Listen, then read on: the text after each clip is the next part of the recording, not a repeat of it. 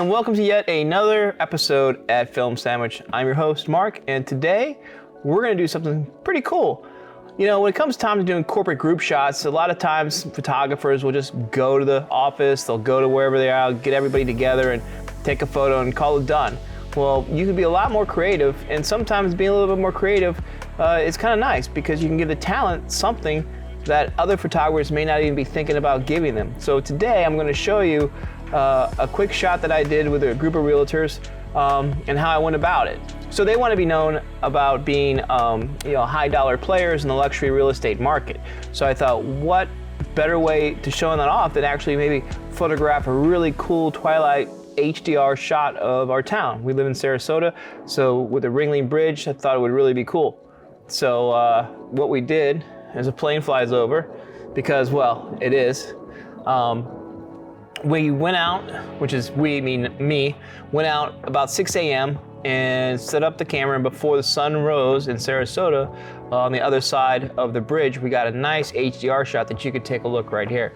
And as you can see, we were able to really capture the LED lights from underneath the bridge and the sun just about hitting the windows of the condos in the background. And I kind of cropped it. I photographed it eye level with a 24 to 105 millimeter lens. I knew I wanted a longer lens to compress the city, to bring the city kind of closer to the foreground. And then I went in and called the group of realtors up to come to the studio, and that's when you see this shot right here. So this is Joel. He's one of the realtors that we were doing, and you can see the lights in the stand. The cool thing about when you do composites is that you don't always have to keep your image completely clean of your lighting tools, because you know you're going to cut them out. And if you'll notice that we have color on the left side, well, on his right, my left because I'm seeing it, but in his right and then on his left. And if you notice, it's blue and orange. And then if I go back to this image over here, I literally sampled that color right from these pillars underneath the bridge. And then I went into RGB value. So when you do that, I'll actually demonstrate that now. So I'll take this little eyedropper and I'll just go ahead and tag that right there.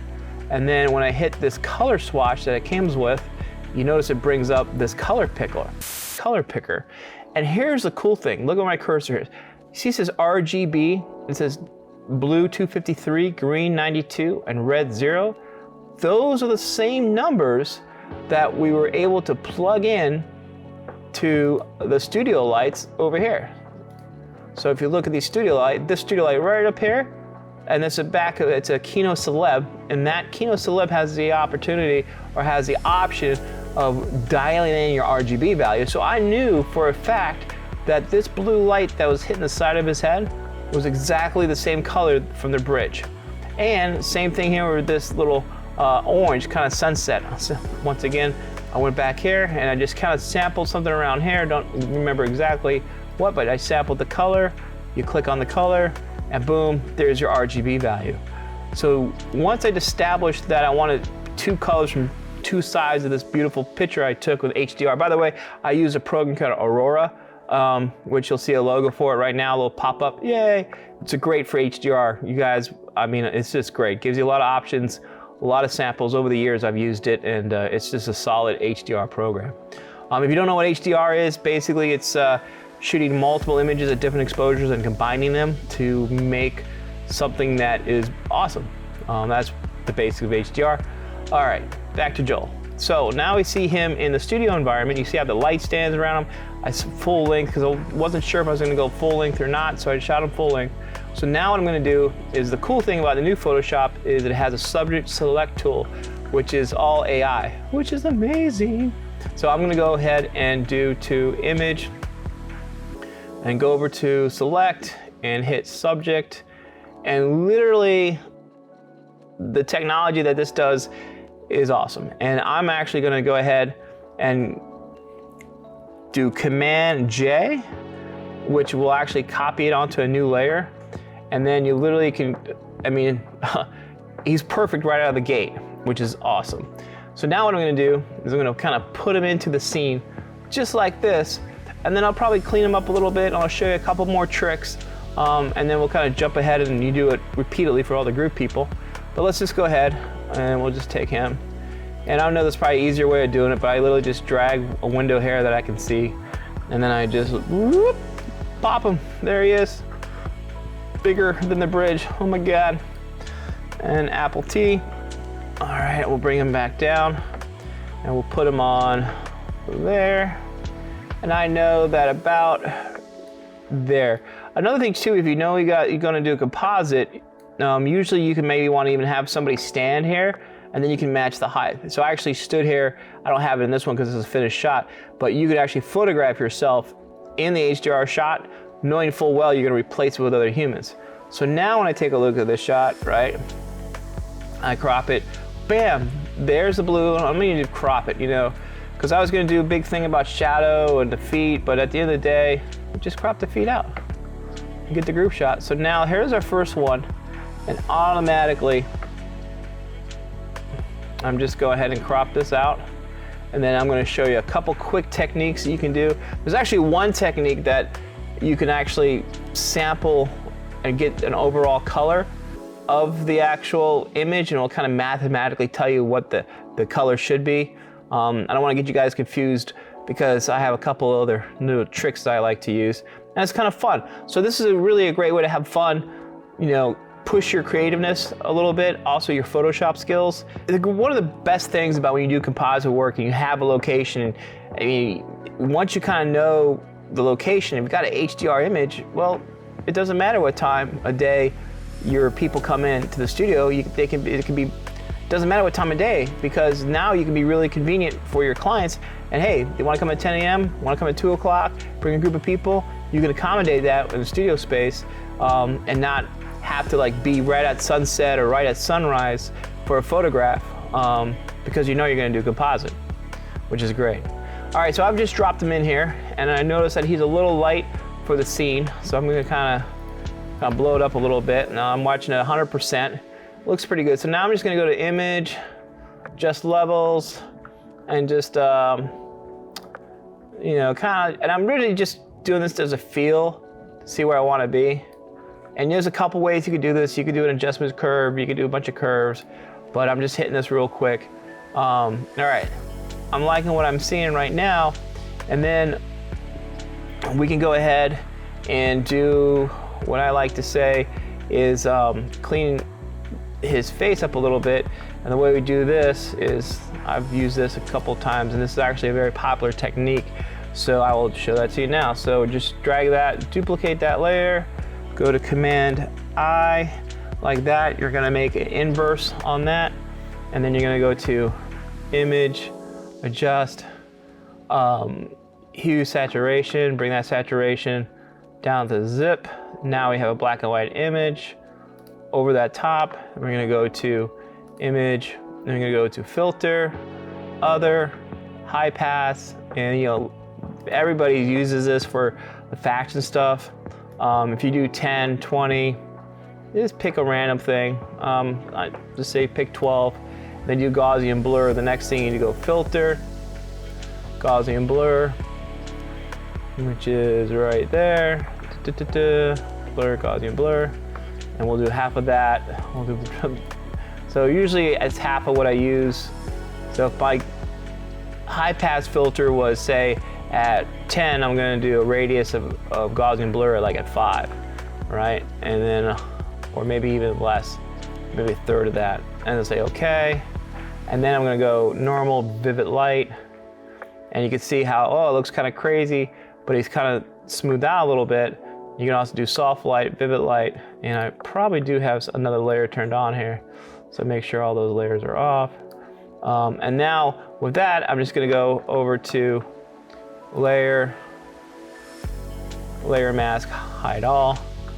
So now I've hidden all of it, and then I'm just gonna erase it back a little bit. So I'll blow it up a little bit, get my brush out on my mat, make sure I'm normal 100% flow, and I'm just gonna erase back a little bit.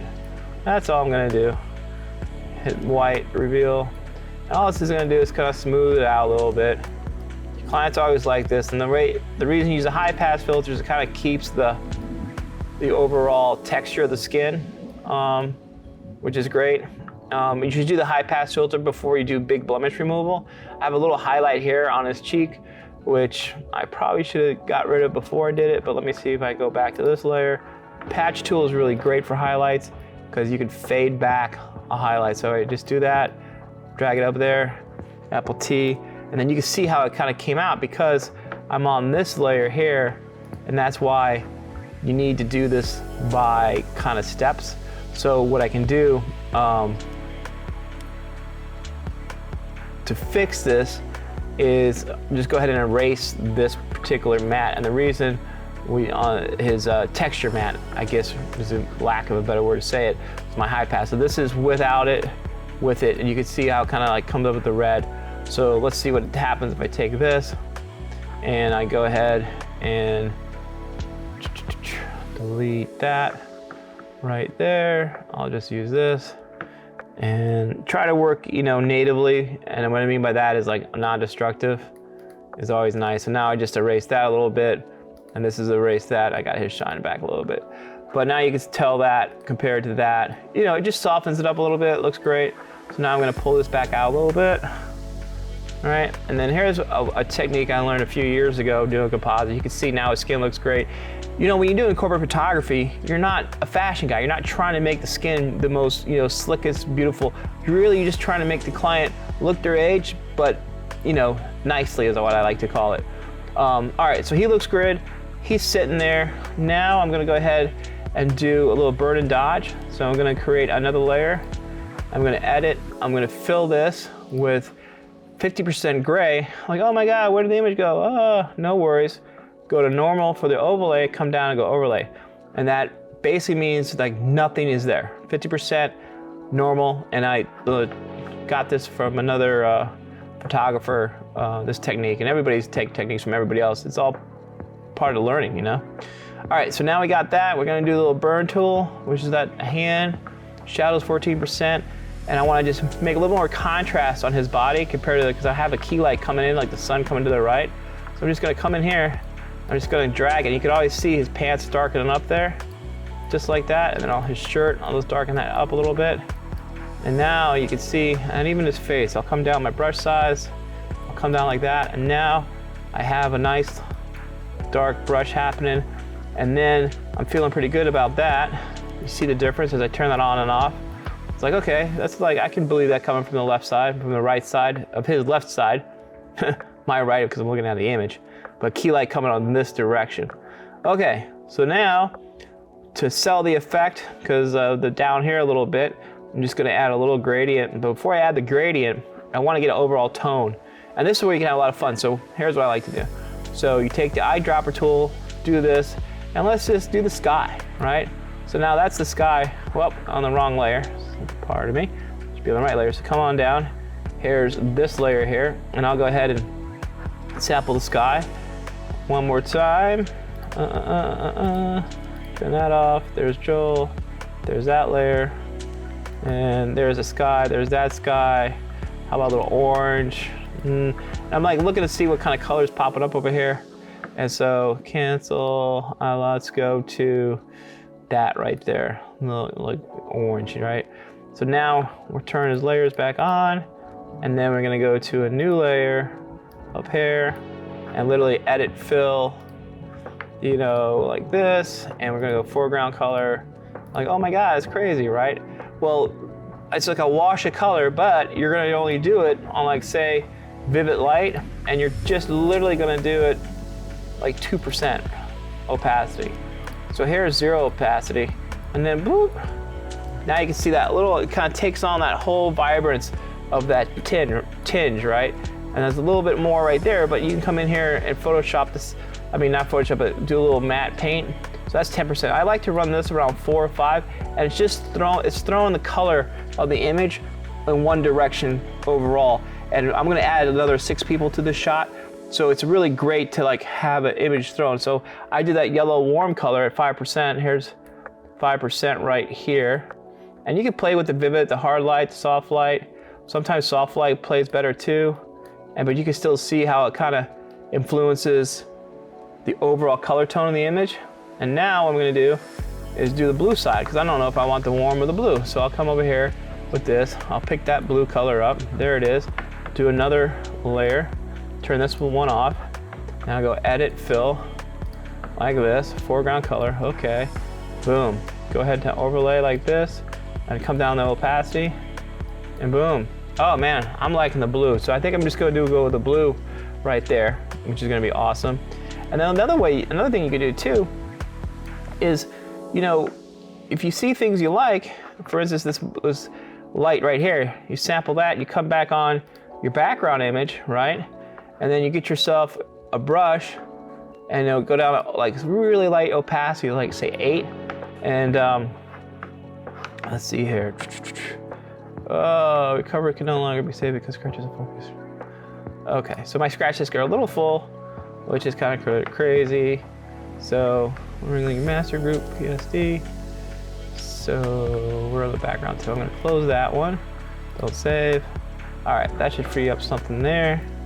Come back over here. There we go. So that's the blue one, and you can see the different layers. So this is a different tone. So this is the tone I'm currently working on. And then if you see the blue, see here's the blue with the overlay mode on it, and then here's the orange with the overlay mode on it. So you could tell, kind of like, you know, it's just a subtle bias of color, which is really nice and vivid.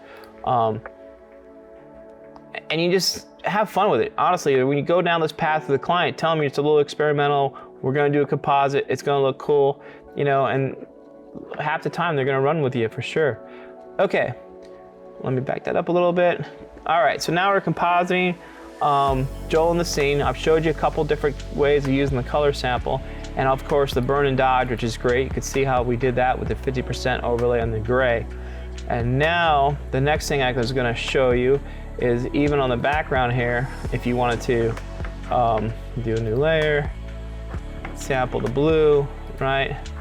Okay, and then get yourself a paintbrush, 9% opacity, right? But instead of normal, you hit vivid, right, on your paint vivid light, and you just do nice, big, huge strokes of the blue, right? A little bit too much, right? So Apple Z on that. But the cool thing in that is you can just add a little bit more light stroke. And so right there, boom, boom. Maybe bring a little bit some this way right here. And then you maybe do a little stronger one in the middle. Maybe raise that up to 4. And you're just gonna kind of, well, not so much, but this is the cool part. So now because I did this on a different layer, right? And I kind of do this here, and I got all this happening. I can come back in here, do filter, do blur, motion blur, right? And this will echo the water right here, and then just really kind of take this to the next level, and then there it goes. So there you can see the distance is there. You can see that right there, a little bit more, and then you go, okay.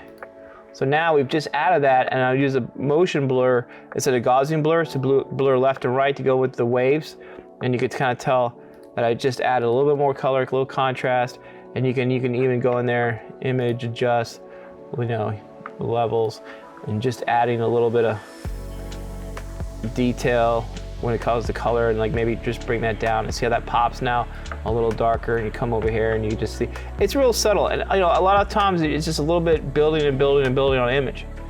All right, so now we're gonna do, but you're gonna ask yourself, well, his legs look a little weird and maybe it doesn't quite fit. No problem, we're gonna fix that next.